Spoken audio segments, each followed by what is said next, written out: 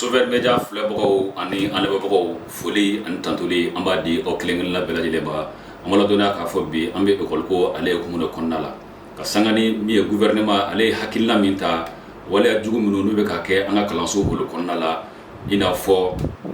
suɲɛli walew fuite de ciseaux ale ni ɲɛnaminimafɛnw olu mini an ka kalanso o kɔnɔna la Mali fantan ani naani bɛɛ lajɛlen na min ye jɛ ka tɔgɔma ye o kɛra kalanso olu kɔnɔna la ka sanga nin wale ninnu olu kɛlɛli ma o kama min ye ekɔliden somɔgɔw ani ekɔlitigiw ani ekɔli karamɔgɔw fo ka taa se ekɔlidenw ma ayiwa olu ye miirina ni hakilina min ta ka sanga nin wale olu kɛlɛli ma an ka kalanso olu kɔnɔna la Bamakɔ kɔnɔ ani Kaɲaba kɔnɔ an ye min sɔrɔ Bamakɔ kɔnɔ an ka jɛ an k'o lamɛn Ayisa ale ka kuma barani na.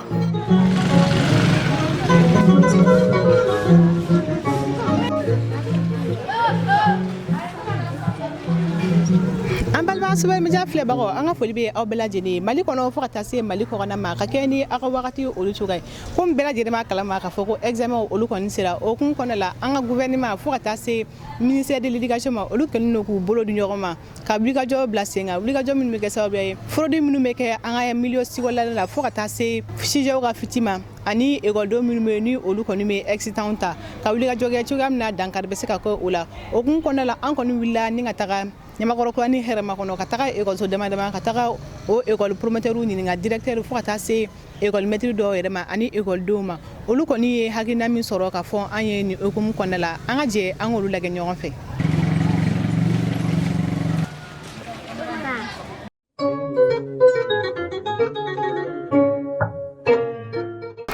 Je me nomme Amadou Konare,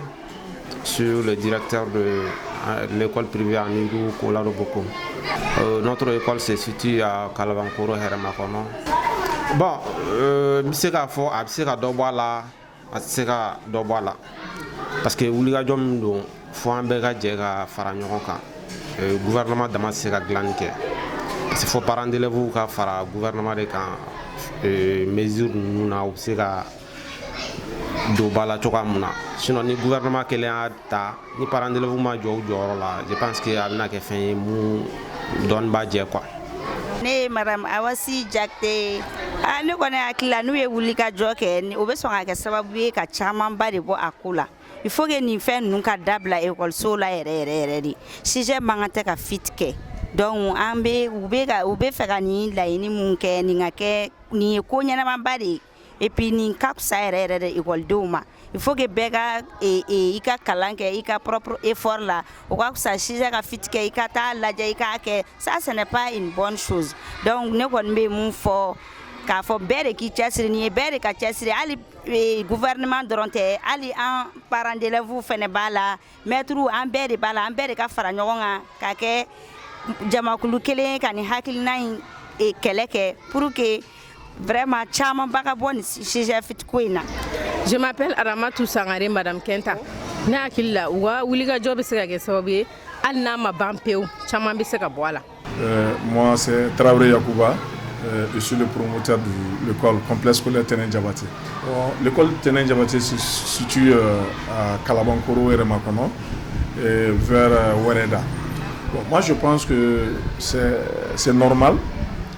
parce qu'on a besoin, les enfants d'aujourd'hui ce sont les futurs cadres du pays.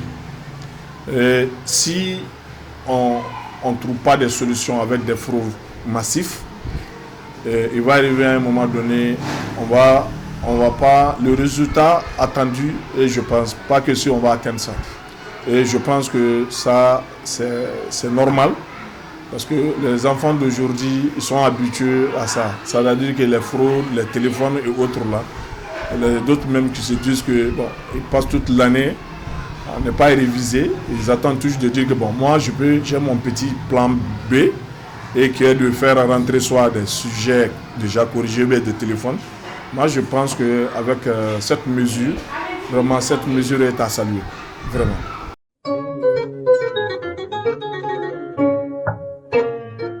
Bon, fraude ninnu caman bɛ dépend denmisɛnninw ka baarakɛbaliya n bɛ se ka kɛ n'o ye parce que n'i ma kalan kɛ so donc diyagoya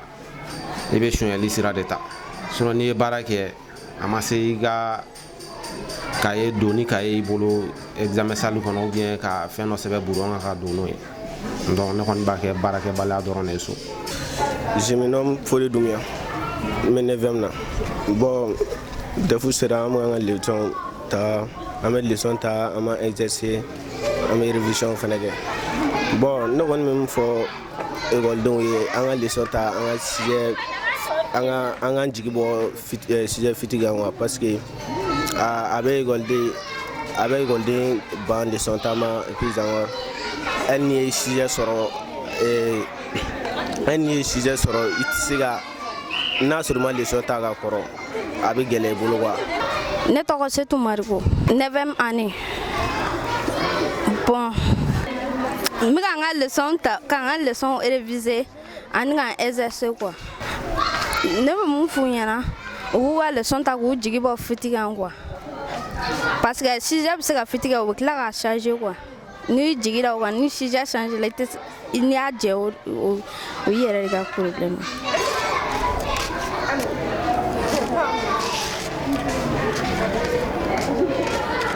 Moi, je pense que ça ne peut pas freiner, mais je pense que ça peut diminuer un peu.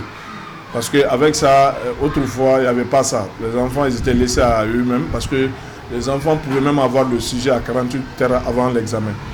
Mais avec ça, ça va diminuer un tout petit peu. Et puis, avec ça, il faut d'autres actions encore.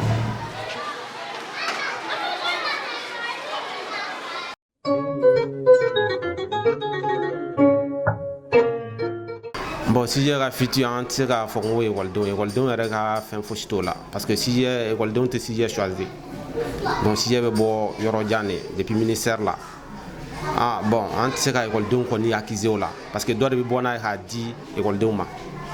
donc ekɔlidenw ka fɛn tɛ sujet ka fiti la. Ne bɛ a fɔ olu ɲɛna ko o tɛ fɛn ɲuman yɛrɛ wa o tɛna nafa yɛrɛ fana ɲa. I kan ka leçon de ta i man kan tɛ k'a fɔ k'i b'i jigi da ko sujet ka fit kɛ kan. Ni y'i jigi da o kan o tɛna na ni ko ɲuman ye o. Donc i k'i ka kalan kɛ sujet ka na i ka o kɛ hɔrɔnya ni danbe la o ka fisa i k'a fɔ k'i b'i jigi da sujet fit kan. Ne yɛrɛ bolo o ye temps perdu ye o tɛ ko ɲuman yɛrɛ ye fiyewu. Pour que niveau ka sɔrɔ fo i ka leçon ta i k'i ka kalan kɛ i k'a kɛ i ka propre effort la o ka fisa i k'a fɔ k'i b'i jigi da fit de kan ka sɔrɔ k'a fɔ k'i bɛ a ta k'a kɛ ça ce n'est pas bon. Donc o de tun bɛ ne fɛ k'a fɔ denmisɛnninw ɲɛna u ka tulonkɛ dabila u ka sɛbɛ ta an jigi ye olu de ye sini mɔgɔbaw ye an bɛ se k'an jigi da olu de kan sini donc u ka sɛbɛ kɛ u ka tulonkɛ in da kɛrɛfɛ kalan wagati u ka kalan kɛ. Je m'appelle Djenaba Touré, 9e année. Bon, ne bɛ ka n ka examen labɛn ne bɛ leçon ta n bɛ exercice kɛ n bɛ sujet dɔw ɲini k'olu segin olu kan ka a traiter a kɔlɔlɔ bɛ kɛ min ye minnu bɛ sujet futi kɔnɔ a bɛ kɛ défaut ba ye u kan u ka baarako sira fɛ ani baki.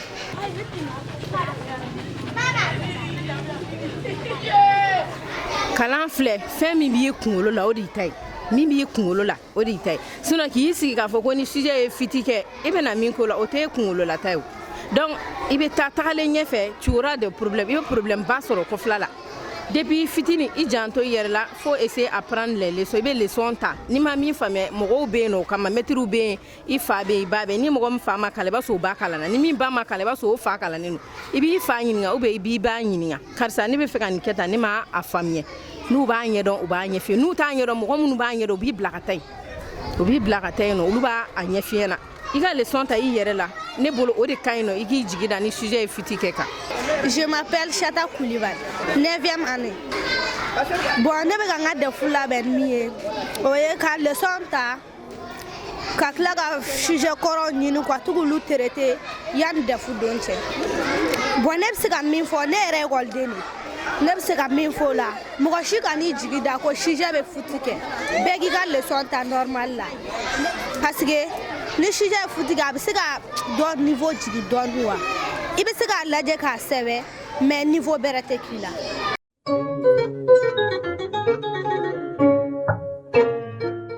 Bon, chez nous, quand même, à l'école Tening Diabaté, pendant des années, parce que l'école existe depuis 2010-2011, à peu près 14 ans. Et chez nous, quand même, nous, dès depuis la rentrée, nous, on a notre mesure, c'est-à-dire qu'on a des systèmes, et ces systèmes-là, avec l'ensemble des enseignants, et on commence, c'est-à-dire que les jours, qui est le samedi et le dimanche, les enfants sont à l'école pour des cours privés, c'est-à-dire que cette méthode, ça permet les enfants de faire des cours, des révisions intensifs et des devoirs hebdomadaires, et encore des simulations d'examen qui permettent encore c'est-à-dire que de corriger beaucoup de lacunes et avant l'examen. Et les enseignants aussi, ils nous accompagnent de manière rapprochée et pour pouvoir nous aider à corriger les difficultés. Bonjour, je m'appelle Dafa Tunkara. Je fais l'école Ténin Diabaté. J'apprends mes leçons d'histoire géo, de physique, chimie et DCM. Et je suis aussi chanceuse. Mon école organise des révisions pour nous aider à apprendre nos leçons et à mieux comprendre. La fraude est un comportement qui nuit à soi-même, que nous devons éviter. C'est de se mentir, car lorsqu'on fait la fraude pour passer un examen, tu te mens à toi-même, tu passes sans avoir le niveau. C'est ça qui pousse beaucoup de personnes à échouer. Moi quand même, je prépare mon examen en apprenant les leçons d'histoire géo, puis chimie d'abord. Et après, j'apprends bio. Tricher n'est pas bon, c'est un cas de fraude. Habitué à la fraude, ce n'est pas bon. Quand on fait la tricherie, on ne peut pas apprendre ses leçons. Oui, bon, au Tidore, nous préparer à Niedron, l'examen là, Kairula, comme quoi, ni qui est classique, il faut que l'examen sale. Parce que ni ma calame qui est là, et tu n'as pas de examen sale. Donc, à la taco fait, quel est le Je m'appelle Awa Djagouraka, 9e année. Je me prépare comme là, et on me le santa, et me exercice. Je me suis dit que je ou tu give office ou le santa. Je suis refouné.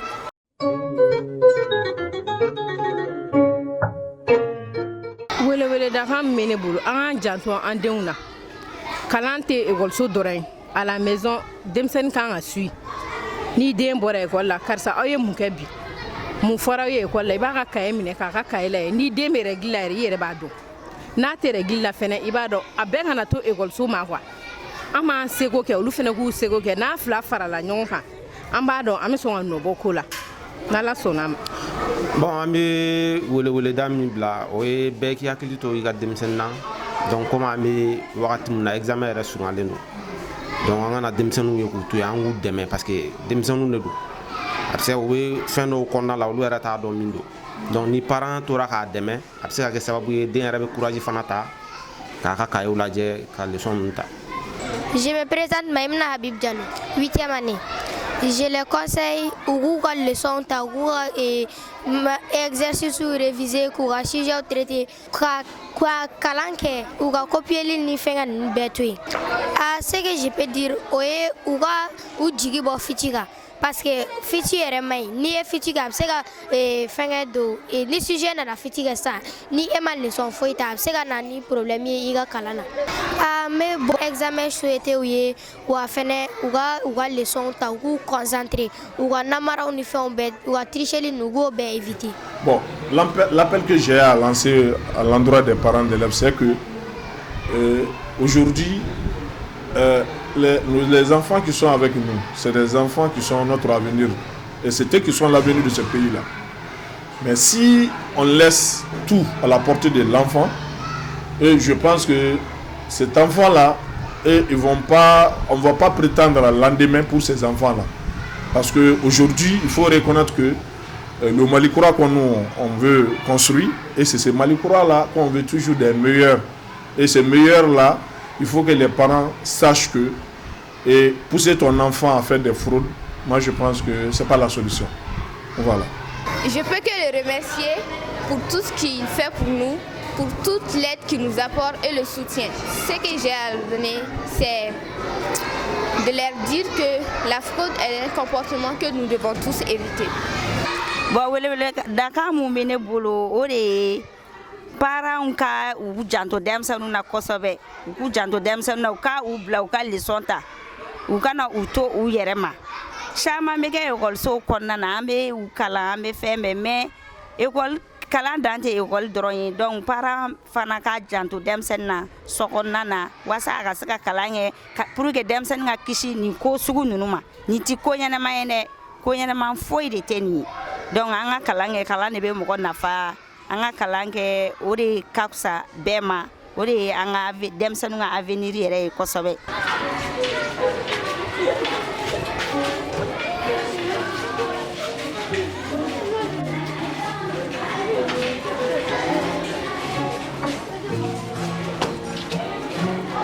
An bɛ min fɛngɛ dɔrɔn n b'o lase parents d'élèves ma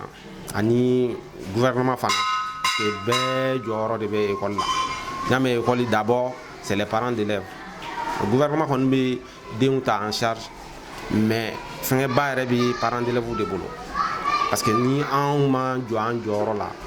donc an mago bɛ éducation sugu min na o tɛ se ka sɔrɔ donc hali n'i y'a ye école fayeti kɛra école kɔnɔna la bon an tɛ se k'a da gouvernement ko parce que parents d'élèves de don parce que denmisɛnnin bɛ min kɛ so a t'o kɛ école la école la san a bɛ heure damadɔ dɔrɔn de kɛ ɲɔgɔn kan donc le reste la a b'a bɛɛ kɛ so de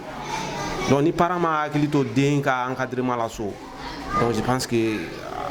an bɛ ka mun ɲini an ka école ko la ma da la n'a bɛ ɲɛ sɔrɔ tan cogoya la. Ne bɛ foli di école maîtres ma, n bɛ foli di mansaw ma. Ka foli di ekɔlidenw ma u k'u jilaja bɛɛ ka kalan kɛ kalan de bɛ mɔnɛ bɔ mɔgɔ la an ka siniɲɛsigi olu de ye n'olu ɲɛna an bɛ se k'an jigi da u kan n'olu ma ɲɛ a bɛ kɛ cogo di u ka kalan kɛ an b'o de f'u ɲɛna bɛɛ k'i jija examenw gɛlɛyara leçon ta dɔrɔn leçon ta an bɛ se k'o de f'u ɲɛna.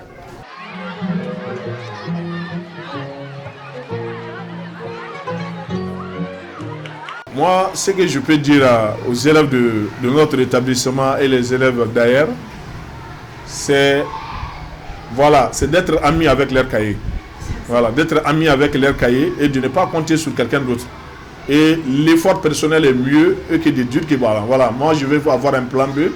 et que voilà, j'ai un petit sujet à côté ou bien j'ai un petit fraude préparé quelque part et ça ne sert à rien. D'ailleurs, même, on a vu il y a des années de cela, 3 ans, 2 ans de cela, et ce n'est pas faisable. Les sujets ne fuitent plus.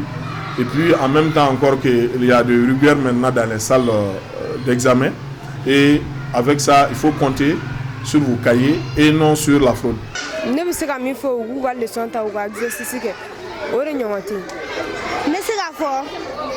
ɲɔgɔnna ekɔlidenw ɲɛna minnu b'u sigi ko ka sujet kɔnɔ ko n'a ye futi kɛ n bɛ se k'a fɔ u ka sabali u bɛɛ ka leçon ta.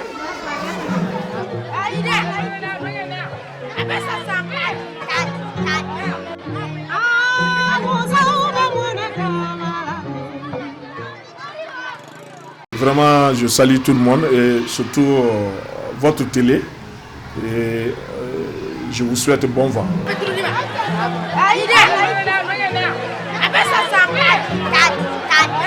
Komi a bɛɛ lajɛlen yɛrɛ ye cogo min na an kɔni donna ekɔliso kuru kɔnɔna na ka di mɛtiriw fo ka taa se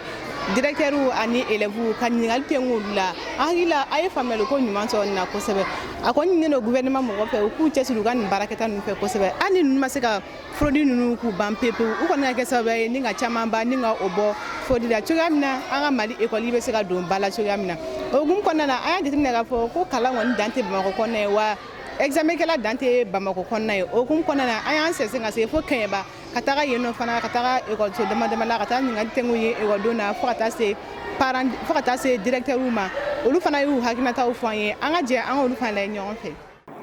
Aïssa i y'a fɔ cogo min na ekɔliso dan tɛ Bamakɔ dɔrɔn ye wa examen tɛ kɛ Bamakɔ dɔrɔn a bɛ kɛ Mali fantan ani 4 bɛɛ lajɛlen la wa kalanso bɛ Mali fantan ani 4 bɛɛ lajɛlen fana kɔnɔna la o kama min ye nin wale in ale kɛlɛli ye an ka jamana kalanso olu kɔnɔna la min ye Kɛɲɛba yɛrɛ fana kɔnɔna ye ayiwa min ye ekɔlisotigiw ka taa se ekɔli karamɔgɔw ma ani ekɔlidenw olu yɛrɛ fana ye wulikajɔ min kɛ walasa ka se ka nin ko in ka a kɛlɛ an ka kalanso olu kɔnɔna la min sɔrɔla o ko la Kɛɲɛba nɔ an ka o lamɛn Sumala Kone ale ka kuma barani aw la.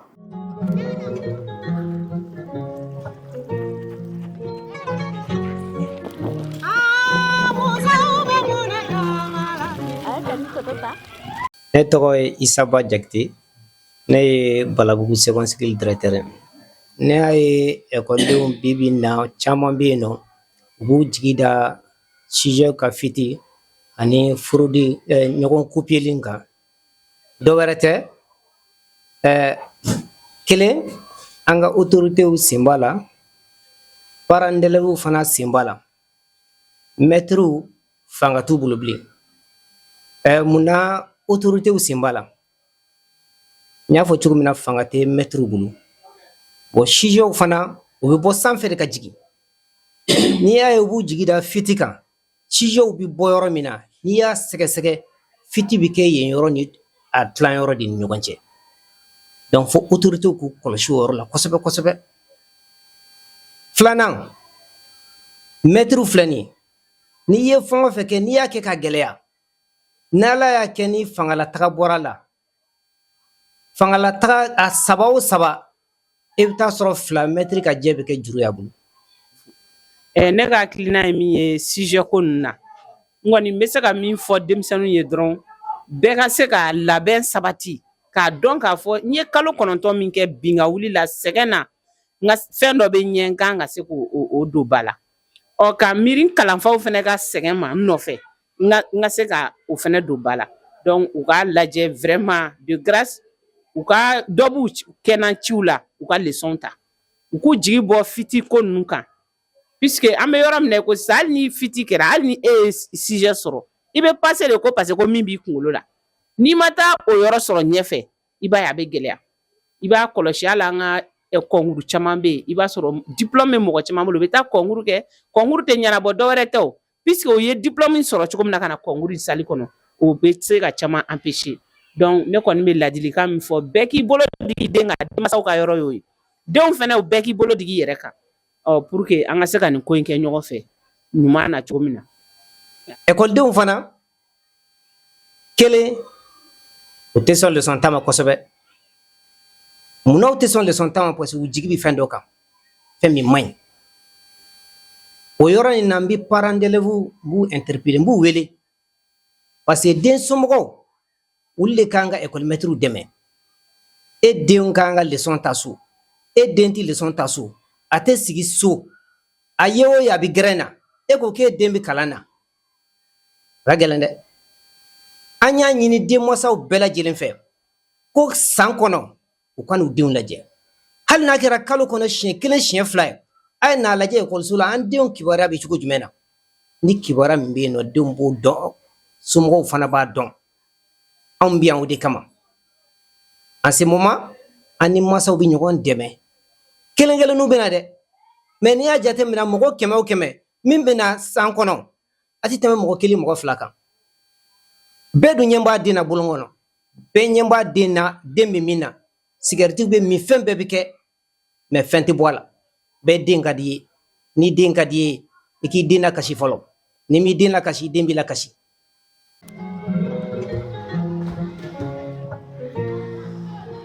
Ne yɛrɛ hakili ye min ye nin ko in kan denmisɛnnin fɛn fɛn n'i ma leçon ta k'i jigi da sujet kan ne nana diplôme sɔrɔ yala ne nana taa bila baara yɔrɔ la e bɛ se ka o kɛ ka ɲɛ ni seere wa est-ce que o dɔ bɛ se ka kɛ kunkolo la ne kɔni bɛ min f'i ye k'u jigi da u yɛrɛ kan u ka n'u jigi da mɔgɔ si kan abada ni leçon min kɛra k'u ka leçon ta ni exercice m'o k'o kɛ n'u min faamu maîtres bɛ yan nɔ maîtres bɛ se k'u dɛmɛ ne kɔni bɛ min f'i ye halisa u ka courage ta sujet ko filɛ nin ye u k'a dabila. Ne tɔgɔ Jɛnɛba Danbele. Ekɔliden ka ne jigi da sujet kan a k'a ka leçon ta leçon min mana sɛbɛn kan bi na n'a taara so a k'a sigi a k'a ka leçon ta a yɛrɛ ma a k'a jigi bɔ sujet kan. An b'aw fo n'i ye jamana yɛrɛ lajɛ bi ni denmisɛnninw ta a 75% a bɛɛ bɛ n'u tɛ min u bɛ dɔrɔgu ta i n'a fɔ tout récemment président Assimi Goïta yɛrɛ bɔra k'a fɔ ko u ye concours dɔ lancer fɛn kan mɔgɔ caman bɛ yen u bɔra la mun na ko fɛn b'u kɔnɔ u bɛ dɔrɔgu ni fɛnw ta donc an bɛ se ka mun fɔ dɔrɔn denmisɛnninw ka u sen bɔ nin ko in na u k'u kɔrɔ an'u mansaw lajɛ u tun bɛ cogo min o ma drogue ta on foyi ke u y'u ka kalan kɛ donc fo ka taa kɛ u tilala ni ala y'u dɛmɛ u ye baara sɔrɔ vraiment k'u sen bɔ drogue ko la pewu a tɛ foyi kɛ ni kunkolo ɲagami ni fɛn tɛ a bɛ fa don i la a bɛ se k'i bali a b'u permettre fana ka muru ni fɛnw kɛ ɲɔgɔn kɔnɔ donc drogue de bɛ se ka kɛ nin bɛɛ cause ye. I bɛ se ka ladilikan min di n teriw ma u k'u jigi bɔ CG kan ni leçon min sɛbɛnna n'u taara so u k'a kɛ u ka ekɔliden ɲɔgɔn dɔw ɲini u ka taa u t'u sigi yɛrɛ yɛrɛ u ka exercice kɛ u ka leçon ta. Bon ne bɛ jama bɛɛ lajɛlen fo aw sera an bara yan sɔgɔma a diyara n ye an nana hɛrɛ la ala k'aw sigi hɛrɛ la n bɔra ka ladilikan min fɛnɛ fɔ sisan ala k'a lamɛn kulo ɲuman a n'a faamuyaliko ɲuman ala k'a di denmansaw ma ani denmisɛnninw anw yɛrɛ ye denmansa ye an bɛ yan enseignement na mais anw yɛrɛ fɛnɛ ye denmansa ye avant tout donc ka foli di denmansa bɛɛ lajɛlen ma bɛɛ ka jɛn an k'an fanga fara ɲɔgɔn kan n'i ko ko ekɔliso i ko ko du kɔnɔna n'i ko du kɔnɔna i ko ekɔliso n'o yɔrɔ faamuyara dɔrɔn ko caman bɛ yen an bɛ se ka solution sɔrɔ a la joona awɔ. bɛɛ lajɛlen denmisɛnninw parents d'élèves ekɔlidenw an bɛɛ k'an bolo fara ɲɔgɔn kan pour que nin ko in bɛ se ka dabila pewu jamana in kɔnɔ cogo min denmisɛnninw u ka vraiment u k'u sen bɔ ko ninnu na u ka leçon ta madame Berthe y'a fɔ cogo min n'i ma kalan bi n'i ye diplôme sɔrɔ n'i taara yɔrɔ bɛ yɔrɔ la i tɛ se ka foyi kɛ o y'i dannen i tɛ se ka foyi kɛ. ne bɛ min fɔ n filɛlibaw ye ni cɛw yɛrɛ ani ka foli d'aw yɛrɛ ma minnu yɛrɛ bɔ aw sen bɔ kɔnɔkɔrɔ ka n'a ɲininka an ka ekɔliso la n m'aw yɛrɛ fɔ o la. Ne bɛ foli min da n bɛ n filɛlibagaw bɛɛ lajɛlen fo.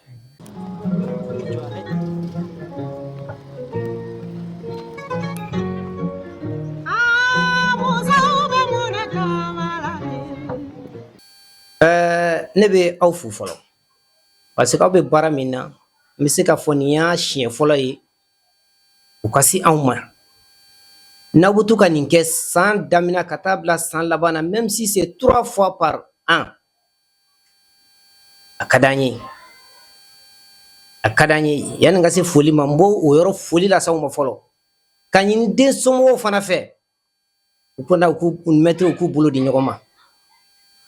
A fɔra an ɲɛna an kana ekɔliden bugu an kana ekɔliden neni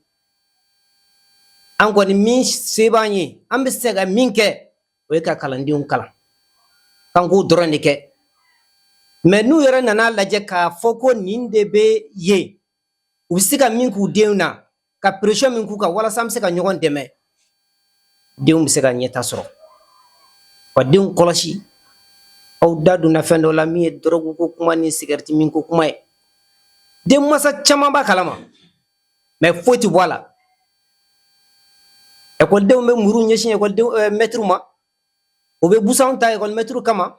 u bɛ maître invité fana ni kuma taara yɔrɔ jan na ko maître jo t'a la i ye maître sirankun ye donc an b'aw bɛɛ fo autorité min fana bɛ yen nɔ an b'u fo an b'a ɲini u fɛ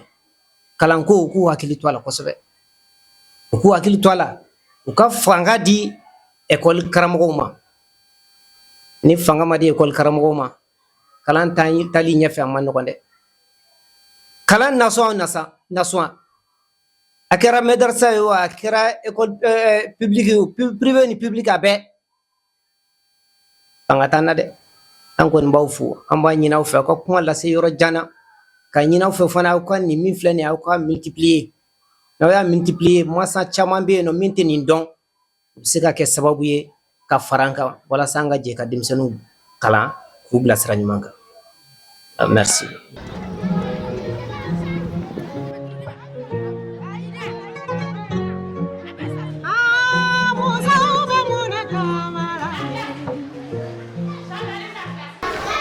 Video caman sɔrɔ ni ka o yira aw la aw yɛrɛ ye video ninnu lajɛ an hakili la k'a fɔ ko a ye faamuyaliko ɲuman a y'o sɔrɔ an ka nin video ninnu fɛ an b'a ɲini bɛɛ lajɛlen fɛ bɛɛ lajɛlen kɔni ka fara gouvernement kan ka gouvernement dɛmɛ a ka nin baara in na parce que gouvernement dɔrɔn tɛ se ka nin baara in kɛ dɛ fo parents d'élèves fana ka fara gouvernement kan ekɔlidenw yɛrɛ fana ka fara gouvernement kan ka gouvernement dɛmɛ nin baara in ka se ka kɛ a kɛcogo ɲuman na n'a ɲana gouvernement kelen tɔgɔ tɛ fɔ bɛɛ lajɛlen tɔgɔ fɔ sabula bɛɛ lajɛlen yɛrɛ b'a dɔn k'a fɔ ko Mali ekɔli an bɛ don min na i ko bi caman ba de bɔra an ka niveau la n'an fara ɲɔgɔn kan ka gouvernement dɛmɛ nin na an ka ekɔli ko a bɛna don ba la an ka ekɔlidenw tɛna jalaki tuguni k'a fɔ ko niveau tɛ Malien ekɔliden na tuguni o kuma kɔni tɛna fɔ la bilen an bɛɛ ka ka wuli ka jɔ bɛɛ lajɛlen jɔyɔrɔ bɛ faso jɔko ɲuman na an ye ni interview damadamaw de sɔrɔ ka yira aw la aw ni ce a ka faamuyali ko ɲuman na aw k'an bɛn diɲɛ wagati wɛrɛ wasalam.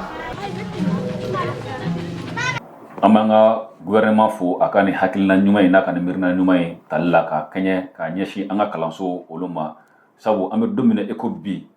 nin ko in kɛn bɛ gɛlɛyaba de ni o de ye suɲɛli walew ani fuite de sisew ale ni ɲɛnaminimafɛnw olu min an ka kalanso olu kɔnɔna la nin ko in kɛn bɛ gɛlɛyaba de an ka kalanso kɔnɔ an bɛ don min na i ko bi o kama ni gouvernement ye nin hakilina nin miirina in ta nin tɛ gouvernement dɔrɔn ka ko ye nin kan ka kɛ jamanaden kelen-kelenna bɛɛ lajɛlen ka ko ye surtout min ye ekɔliden somɔgɔw ye ani ekɔlitigiw ka taa se ekɔli karamɔgɔw ma ekɔlidenw yɛrɛ o kuma nin bɛ bɛɛ lajɛlen de ye concerné len an bɛɛ lajɛlen ka wuli ka an cɛsiri min b'a to nin wale ninnu bɛ se ka dabila an ka kalanso olu kɔnɔ cogo min na kalan ka kɛ tilennenya ani jɛlenya ale kɔnɔ wa an yɛrɛ fana b'a jigiya k'a fɔ min ye ɲina examenw ye k'a daminɛ DEF la ka taa se bagi ma o n'a ɲɔgɔnna camanw an ka jamana kɔnɔ k'a bɛɛ lajɛlen bɛna taa kɛ o kuma la tilennenya ani jɛlenya ale kɔnɔna la an ka senbɔ nin ko ninnu na an ka ekɔliso olu kɔnɔ vraiment an bɛ segin ka gouvernement an bɛ a fo kosɛbɛ u ka nin wulikajɔ n'u ka cɛsiri na ani u ka nin miirina ɲuman ye o kama ka nin ko ninnu bɛɛ lajɛlen ka aw k'u sɔrɔ an ka bɔlɔlɔsiraw fɛ n'o ye Sober Media Web TV ale bɔlɔlɔsiraw ye Ayisa Jara Sumela Kone ani Papis Keita an b'a fɔ aw ma ko aw k'an bɛn waati wɛrɛ.